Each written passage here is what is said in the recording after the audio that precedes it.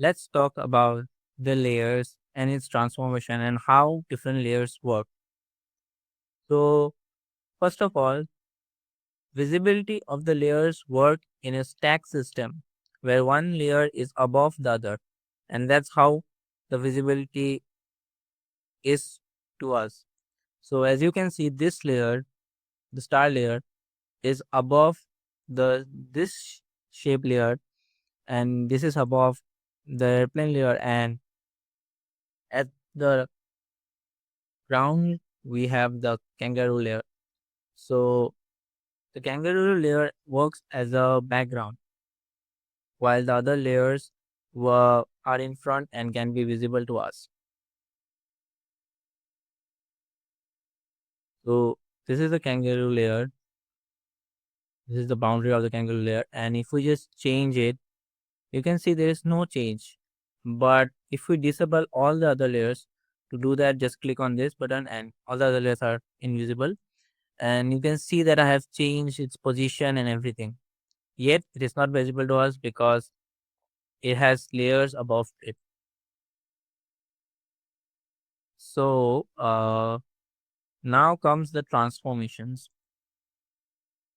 A layer has different transform values which help us to place, scale, and to rotate or to set its opacity. So let's just see.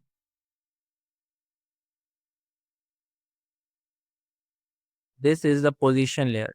Let me just delete the airplane, and you can see this circle in front of the kangaroo layer, and I just want to change the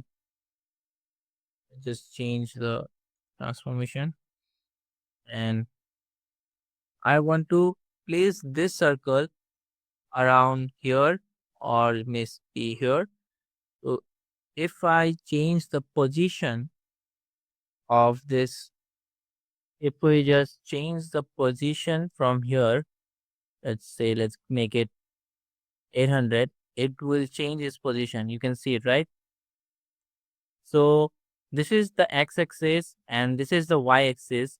So movement in the y-axis will be done if you change this value, and movement of this will change the x-axis direction.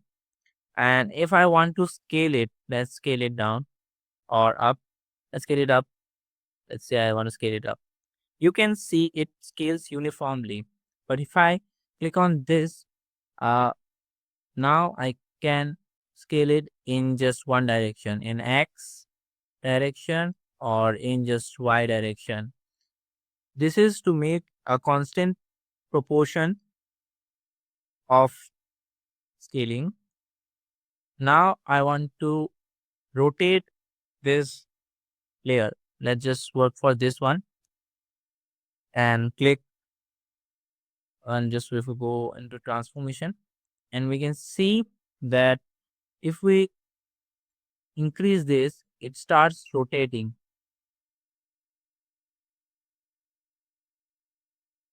As you can see, it starts rotating. But you also see that this part uh, will change from 0 to 2.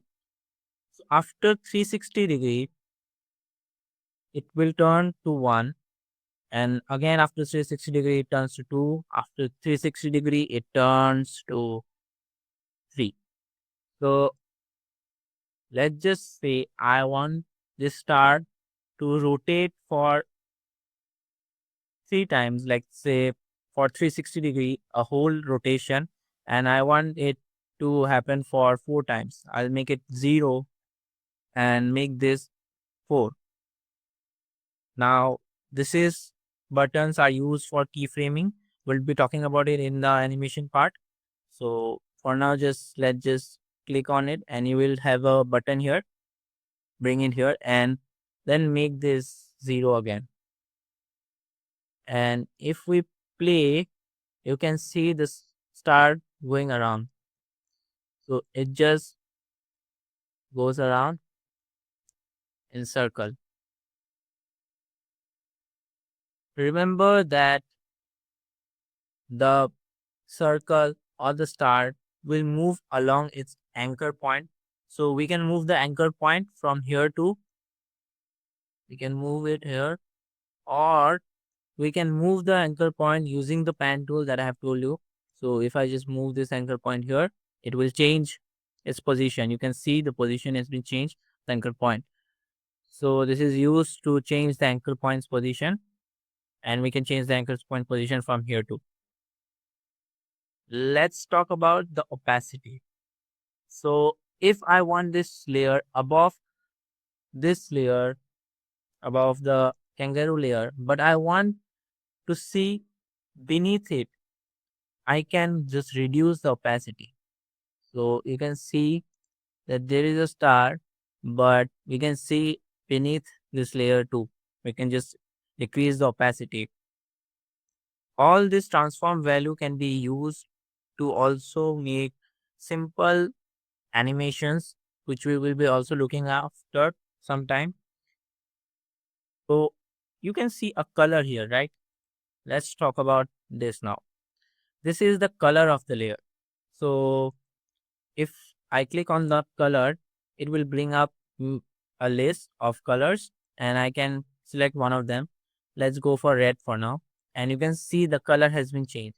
This doesn't change anything, uh, but this is used if you want to customize and keep a clean composition. For example, if I want that all my star layers should be in red, I can just make this, I can rename it. Let's enter and rename it to star and click enter again. And I want to create another layer. Select her and click a layer here. And again, I want this layer, rename it to star 2, and I can change the color to red. So all my red layers are, so it just depends on you if you want to change the color, but it doesn't change much and it doesn't affect your layer values.